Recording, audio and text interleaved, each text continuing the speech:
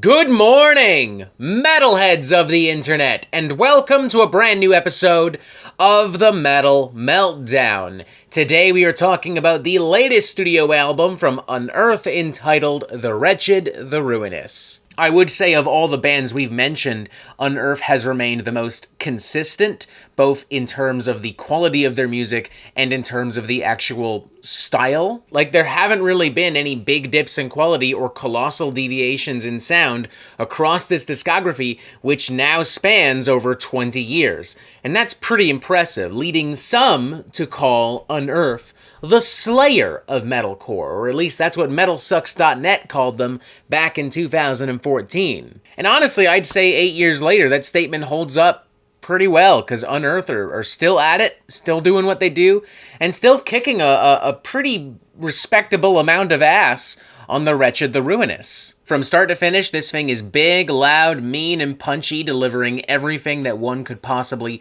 want and expect from Unearth or from another metalcore album of this type and variety. The production does a great job at cleaning and polishing things up without compromising the muscle and the grit. There's a little extra smidgen of cultural relevancy and urgency to this record, as well as Unearth deals directly and aggressively with climate change and mankind's treatment of planet Earth and all of the creatures that inhabit it. Would this drastically and immediately change your mind if you previously hated Unearth or even were indifferent to them? No, absolutely the fuck not. But if you love Unearth, and if you love melodic metalcore that can still be, like, kind of brutal, you're gonna love this. End of story. Opening number and title track, The Wretched, the Ruinous, kicks things off in epic and grandiose fashion with a whirlwind of galloping guitars and twin guitar leads and barked vocals. It's crushing, it's powerful, it's filled with energy.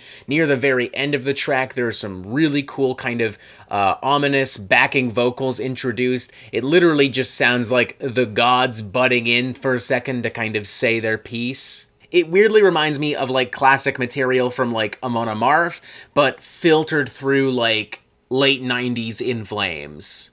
Then there's Cremation of the Living, which is filled with absurdly intense percussive flurries and groovy beatdowns of epic proportions. There's a slightly more straightforward metalcore chorus kind of sandwiched in between all of this, like, legitimate brutality, but honestly, the chorus holds up pretty well, and there is some fun and flashy guitar work here. Then there's Mother Betrayal, which takes a moment to build some additional atmosphere and tension with some more foreboding guitar and vocal work before then launching headfirst into some vintage 2000s melodic metalcore mayhem. The darker vibes, combined with some of the more blunt and muscular riffing that can be heard near the end of this track, in a weird way kind of reminds me of some of the stuff that we've heard from At the Gates on more recent records like To Drink from the Night Itself and The Nightmare of Being. My favorite cut on the record would have to be Broken Arrow. It has this awesome, raucous, and chaotic feel to it. Like, it sounds like a bunch of assholes just tearing shit up,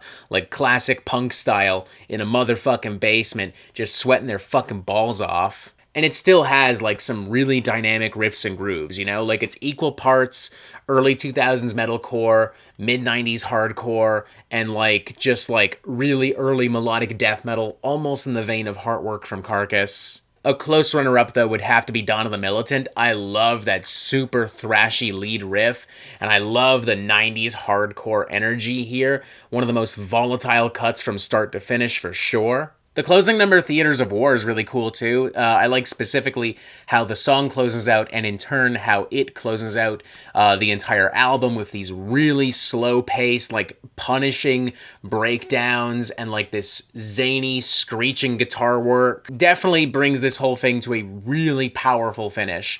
The only track on here I'm not really feeling would be the acoustic interlude Anera.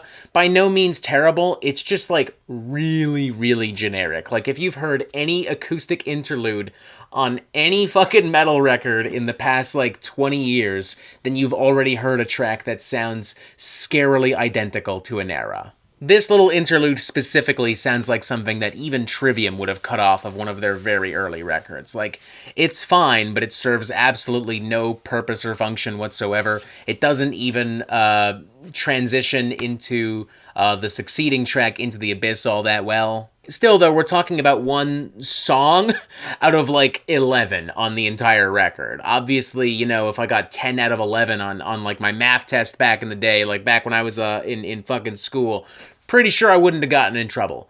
Pretty sure my folks would have been pretty happy. Everyone plays their fucking hearts out here, so much so that I wonder if Trevor Phillips at some point recording this maybe blew his voice out.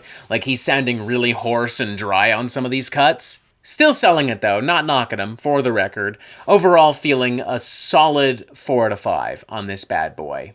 It's just fucking fun, man. It's heavy and vicious and cutthroat, and it's still really catchy and still really well made. This is like everything that defines that like early mid-2000s metalcore sound done not just right, but done like as good as it can possibly be without going into some really weird or pretentious territory. I really don't have much more to say. It's just a great album, and if you like great music, you're probably gonna like this. The Wretched, the Ruinous, 4 to 5. Hell yes. Definitely check this out.